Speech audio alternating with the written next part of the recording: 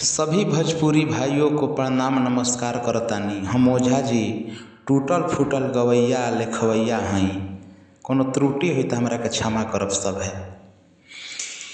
कि पिया परदेस घर अंगना बिरान लागेला, अखिया में कजरा रचावत जियान लागेला।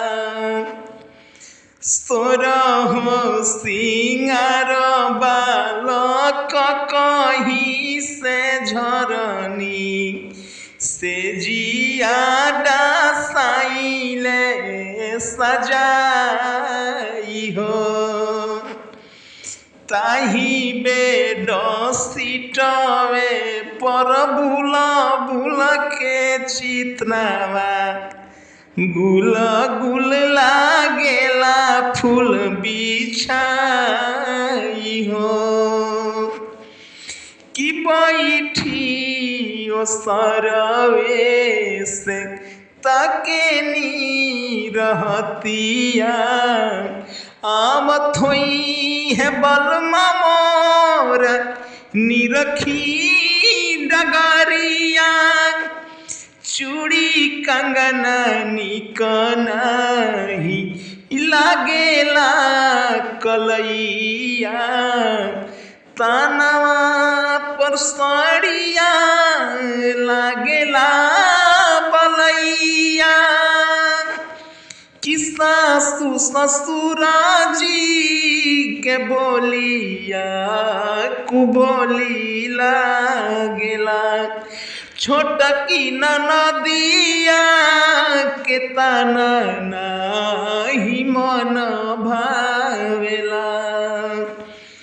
लहुरा देवारवा बालरी काना दानवा नाही जाने दिलावा के हाल हो। भइले बेहाल जान तोहरे असरवे में, काटी काले सहर में सहो। कि तोहरे बिना जिंदगी भइल बा जहर हो। मन करे गोतलाई खाई हम माहुर हो। असमान जानी हो कि तोहरे बेगर जियबी, सुइए से सियब जिंदगी साटी साटी पेवन।